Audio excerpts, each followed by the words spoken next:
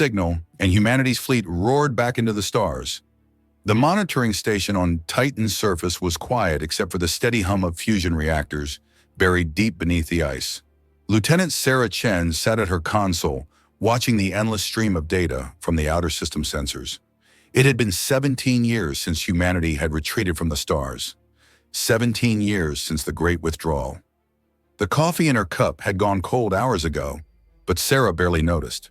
The night shift on Titan was always the same, monitoring empty space, watching for threats that never came.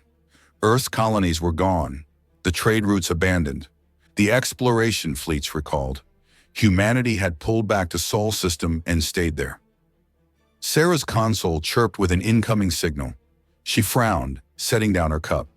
The sound was different from the usual automated reports from the outer sensors. This was something new, something that shouldn't exist. The signal was coming from beyond the heliopause, from the space between stars where no human ship had traveled in nearly 2 decades. "Control, this is Monitor Station 7, Sarah spoke into her headset. "I'm receiving an unidentified transmission from coordinates 127 Mark 45, distance approximately 2.3 light-years. The response came immediately from Earth Control. "Monitor 7, confirm your readings. No human vessels are operating in that sector." Sarah checked her instruments again. The signal was definitely there, weak but persistent. It was broadcasting on old Earth defense frequencies, codes that hadn't been used since the withdrawal. "Control, the signal is using authentication codes from the U.S. Perseverance. But that's impossible. The Perseverance was lost during the evacuation of Kepler 442. The control room on Earth fell silent. Sarah could hear the tension in the operator's voice when he finally responded. "Monitor 7, are you absolutely certain about those authentication codes?" Sarah ran the signal through her computer again. The codes were unmistakable. They belonged to Captain Elena Vasquez and her crew of the U.S. Perseverance. "Control, I'm sending you the full data stream now. The signal is definitely from the Perseverance, but it's heavily degraded. Looks like it's been broadcasting for months, maybe years." Sarah's fingers moved across her console, trying to clean up the transmission. Through the static and interference, she could hear something that made her blood run cold. "This is Captain Elena Vasquez of the U.S. Perseverance to any human vessel receiving this transmission. We are alive, but barely. The collective has found us. They know we're here. They know about Earth. They're coming." The message repeated on a loop, growing weaker with each transmission. Sarah's hands shook as she forwarded the complete signal to Earth Control. The collective, the alien hive mind that had forced humanity to abandon the stars. The species that had turned first contact into a nightmare of assimilation and conquest. The enemy that had been too powerful to fight, too ruthless to negotiate with. Within an hour, Sarah found herself in a sealed transport heading for Earth. The message from the Perseverance had triggered the highest level of emergency protocols. By the time she arrived at the Defense Ministry in Geneva, the building was buzzing with activity not seen since the withdrawal. Admiral Marcus Webb stood at the head of the Emergency Council, his weathered face grim. Sarah had heard stories about Webb, the last admiral to lead human forces against the collective, the man who had ordered the Great Withdrawal when defeat became inevitable. Now in his 70s, he looked tired but determined. "Ladies and gentlemen," Webb began, his voice carrying the weight of command. 17 years ago, we made the hardest decision in human history. We abandoned our colonies, our exploration programs, our dreams of the stars.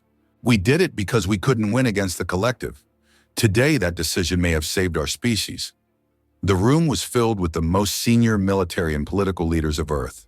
Sarah felt out of place among them, but her expertise with the monitoring systems had made her presence essential. Webb continued. "The Perseverance was supposed to be lost during the evacuation of Kepler 442. Captain Vasquez volunteered to stay behind and cover the civilian evacuation. We assumed her ship was destroyed." General Liu Zhang, Earth's defense minister, leaned forward. "If Vasquez is alive, how has she survived this long? The collective doesn't take prisoners, they assimilate everything." Webb nodded grimly. "That's what we need to find out. But first we need to discuss the larger implication. If the collective has found the Perseverance, they may have learned about Earth's location. Sarah spoke up for the first time. Admiral, the signal contains navigation data. If I'm reading it correctly, the Perseverance is in the Vega system, roughly 25 light-years from Earth. But the signal suggests they're being hunted. The room fell silent as the implications sank in. If the collective was hunting the Perseverance, they would eventually capture it and learn everything about human space. Admiral Webb stood and walked to the large display screen, showing the local, stellar neighborhood. For 17 years, we've been preparing for this day, building defenses, training crews, developing new technologies. We told ourselves it was just in case, but we all knew the collective would find us eventually. Dr. Kenji Nakamura, the head of the Stellar Defense Research Division, activated a holographic display. The Titan shipyards have been operating at full capacity for the past decade. We currently have 347 warships of various classes, plus 89 support vessels. It's not much compared to what we had before the withdrawal, but these ships are more advanced than anything we've ever built. General Zhang studied the fleet composition. Admiral, you're talking about going back to the stars, but we pulled out because we couldn't win. What's changed? Webb's expression hardened. What's changed is that we're no longer running blind. We've had 17 years to study collective technology from the wreckage of our old battles. We've learned their weaknesses. Sarah felt her heart racing. She had grown up hearing stories about the glory days of human space exploration, but also about the terror of the collective. The idea of returning to the stars was both thrilling and terrifying. Webb continued, "More importantly, we've learned something the collective doesn't know we know. They're not invincible." The Admiral activated another display showing detailed analysis of collective technology. Their hive mind is their greatest strength, but also their greatest weakness. They can coordinate perfectly, but they can't adapt quickly to unexpected tactics. They rely on overwhelming force and assimilation, but they struggle against enemies who refuse to be taken alive. Dr. Nakamura added, "Our new ships are equipped with quantum encryption systems that should prevent collective infiltration. We've also developed weapons specifically designed to disrupt their neural networks. In theory, we can hurt them now." General Zhang remained skeptical. "In theory, but the last time we fought them, we lost entire fleets." Admiral Webb turned to face the council. "I'm not suggesting we declare war on the collective, but we cannot abandon Captain Vasquez and her crew. More importantly, we cannot allow the collective to learn Earth's location. I'm proposing a limited operation, a fast strike to either rescue the Perseverance or ensure it cannot be captured." The debate that followed was intense. Politicians worried about the risk of exposure. Military leaders questioned whether humanity was ready for another confrontation with the collective. Scientists argued about the feasibility of the mission. Through it all, Admiral Webb remained calm and determined. "This isn't about glory or revenge," Webb said finally. "This is about survival. The collective will find us eventually. That was always inevitable. The question is whether we face them as cornered animals, or as the species that once dreamed of touching every star in the galaxy."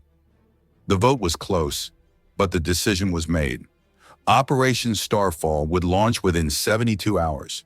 A small fleet of humanity's most advanced warships would travel to the Vega system, locate the Perseverance, and either rescue her crew or ensure the ship's destruction. It would be humanity's first military operation beyond Sol System since the Great Withdrawal.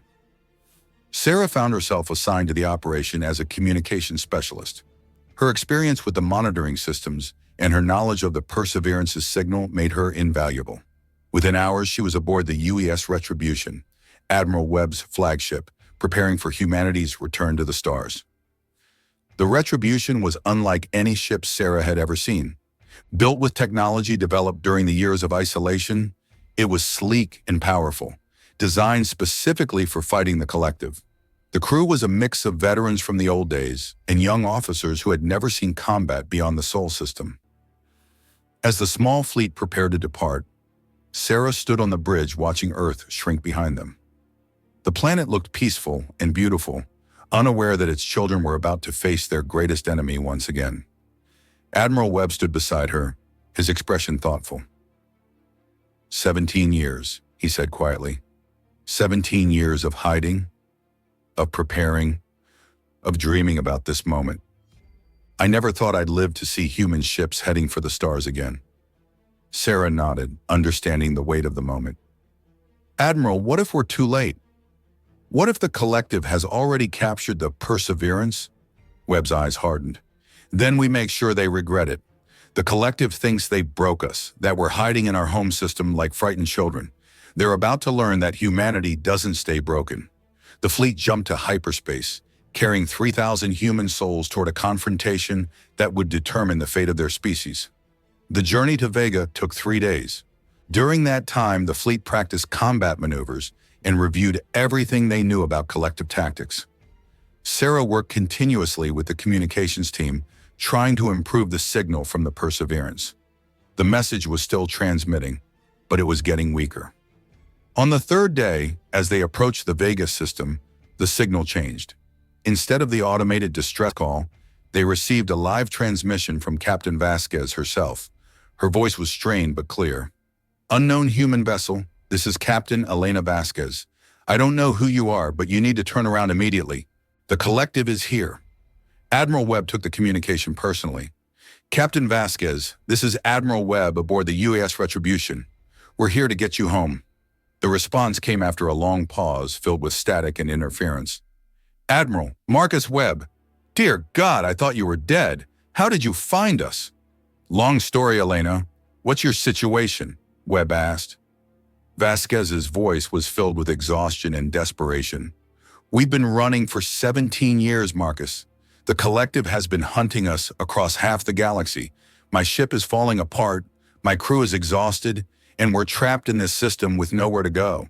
Sarah worked frantically to triangulate the Perseverance's position. The ship was hiding in the asteroid belt around Vega's outer planets, using the rock formations to mask its energy signature. But the collective had found them. 3 massive hive ships were systematically searching the belt. Elena, we're coming to get you, Webb said firmly. Prepare your ship for hyperspace jump. We'll cover your escape. Vasquez's laughter was bitter. Marcus, you don't understand. These aren't the same collective ships we fought 17 years ago. They've evolved, adapted. They've become something worse. The fleet dropped out of hyperspace at the edge of the Vega system. What they saw made every crew member stop and stare. The 3 collective hive ships were enormous, each one the size of a small city. They moved through the asteroid belt with purpose, their organic hulls pulsing with bioluminescent energy. My God, whispered Commander Rodriguez, the Retribution's tactical officer. Those things are massive. Our intelligence reports said collective ships were big, but this... Admiral Webb studied the tactical display. Elena, are you seeing this data? These ships are twice the size of anything we encountered before the withdrawal. Captain Vasquez's voice crackled through the communication system. They call themselves the Evolved Collective now. They've been assimilating species across the galaxy, incorporating new technologies and abilities. They're not just trying to capture us, they're trying to understand us. Sarah felt a chill run down her spine. The idea of the collective trying to understand humanity was terrifying. They had always been a force of pure assimilation, turning conquered species into extensions of their hive mind. But an evolving, learning collective was something far worse. Admiral Webb made his decision. All ships, battle stations, we're going in fast and hard. Hit the nearest hive ship with everything we've got, then extract the Perseverance while they're reeling. The human fleet accelerated toward the asteroid belt, their new weapons systems charging for the first time in combat. The battle began without warning. The human ships opened fire with quantum disruption torpedoes, weapons designed specifically to interfere with collective neural networks. The nearest hive ship shuddered as the torpedoes struck, its bioluminescent patterns flickering and dimming. But the collective's response was immediate and devastating. Energy beams lanced out from all 3 hive ships, weapons that seemed to bend space itself.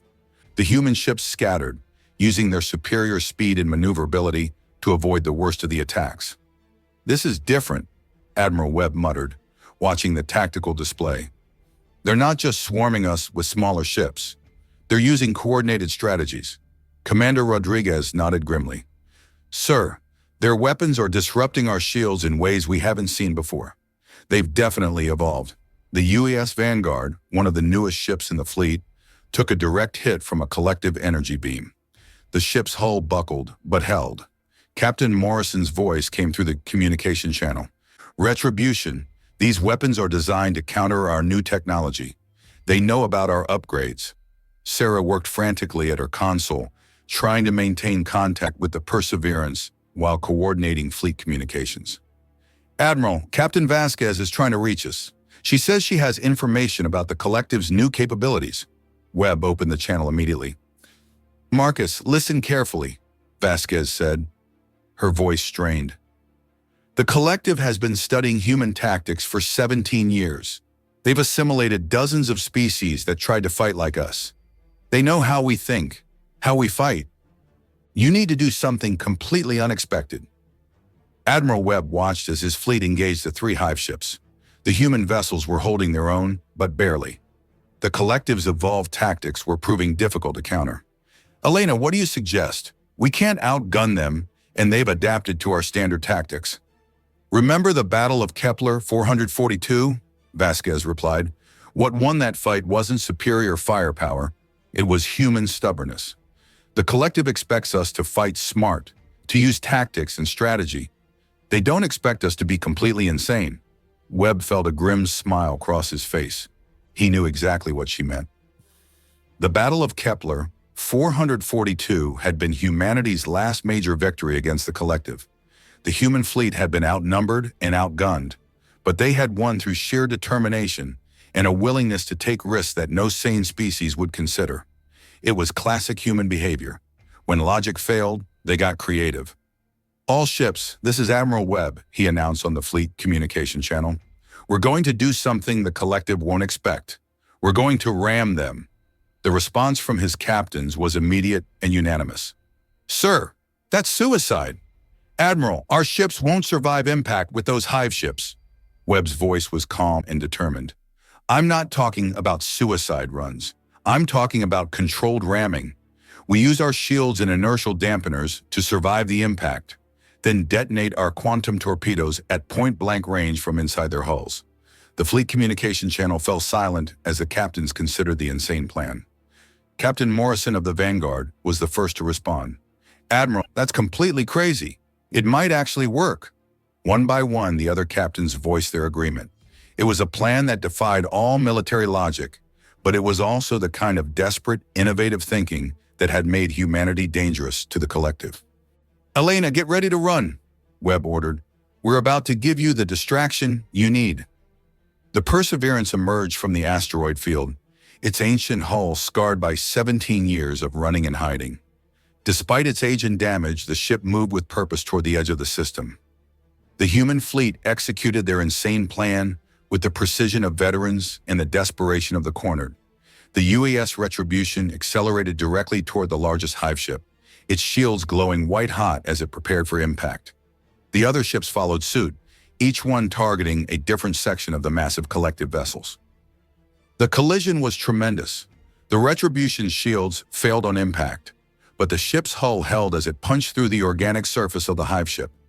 Admiral Webb felt the ship shake violently as they penetrated deep into the alien vessel. All torpedo tubes, fire at will, he commanded. The quantum torpedoes detonated inside the hive ship, their disruption fields spreading through the Collective's neural networks. The massive vessel convulsed as its biological systems failed, bioluminescent patterns flickering and dying across its hull. The ship began to drift, its coordination with the other hive ships severed. The other human ships achieved similar results. The Vanguard emerged from the second hive ship, its hull breached, but its crew alive. The UES Defiance, heavily damaged but still functional, had crippled the third Collective vessel. In less than 10 minutes, the human fleet had done the impossible. They had defeated evolved Collective ships. Elena, this is Marcus, Admiral Webb called to the Perseverance. The way's clear. Jump to hyperspace now. Captain Vasquez's voice was filled with amazement and gratitude. Marcus, I can't believe you pulled that off. The Collective is going to be very angry about this. Webb watched as the Perseverance jumped to hyperspace, finally free after 17 years of running. Let them be angry. It's time they learned that humanity hasn't been hiding. We've been preparing. The human fleet regrouped, damaged but victorious. They had proven that the collective could be beaten, even in their evolved form. The journey back to Earth took 4 days. During that time, Captain Vasquez shared 17 years of intelligence about the collective, their evolution, and their expansion across the galaxy. The information was both valuable and terrifying. The collective had grown stronger, but they had also revealed their limitations. They're not invincible, Vasquez explained during a briefing with Admiral Webb. They adapt, yes, but they adapt to what they've seen before. They couldn't counter your ramming attack because no species had ever been crazy enough to try it. That's humanity's advantage. We're unpredictable. Sarah listened to the briefing with fascination and growing understanding. The collective's greatest strength was also their weakness. They could assimilate and adapt, but they couldn't innovate the way individual minds could. They could learn from experience, but they couldn't imagine possibilities they had never encountered. When the fleet returned to Earth, they found the planet in chaos. News of the battle had spread quickly, and humanity was divided between those who saw it as a victory and those who feared it had doomed their species. The collective now knew that humans were still capable of fighting, and they would respond accordingly. In the weeks that followed, Earth's leadership faced a crucial decision. They could return to hiding, hoping that the collective would ignore them, or they could accept that the time for hiding was over. The debate raged in the halls of government and the streets of every city. Admiral Webb stood before the Global Defense Council, his uniform bearing new decorations, but his expression grave. The collective knows we're here. They know we can fight. We have 3 choices. We can hide and hope they forget about us. We can surrender and accept assimilation, or we can stand up and fight for our right to exist as free beings. Captain Vasquez, now recovered from her 17-year ordeal, stood beside him. I've seen what the collective does to species that submit. Death is preferable to assimilation, but I've also seen what happens when species fight back. Some of them survive, some of them win. The debate continued for days, but the outcome was inevitable. Humanity had never been a species that accepted defeat gracefully. The vote was overwhelming. Earth would not hide. They would build a fleet, train an army, and fight for their freedom. 6 months later, Sarah stood on the bridge of the U.S. Perseverance, now fully restored and upgraded with the latest technology. Captain Vasquez had been given command of the Stellar Reconnaissance Division, tasked with finding and contacting other species fighting the collective. The human fleet had grown to over 800 ships, with more under construction. But they were not alone. The battle at Vega had sent a message across the galaxy. The collective could be defeated. Other species, long cowering in fear, had begun to fight back. "Captain," Sarah called from her communication station, "we're receiving a transmission from the Altarian Confederation. They're requesting military assistance against a collective invasion force." Vasquez smiled. The expression transformed her weathered features. "Set course for the Altair system. Maximum speed." As the Perseverance jumped to hyperspace, Sarah felt the familiar thrill of uncertainty and possibility. Humanity had returned to the stars, not as explorers or conquerors, but as something more important, as liberators. The war against the collective would be long and difficult. There would be defeats and victories, losses and gains, but humanity had learned something during their 17 years of hiding. They were not alone in the universe, and they were not powerless against tyranny. The signal from the Perseverance had done more than call for rescue. It had called humanity back to its destiny among the stars. And this time they would not retreat. This time they would fight for every world, every species, every individual mind that refused to be absorbed into the collective. The stars belonged to the free, and humanity intended to keep it that way.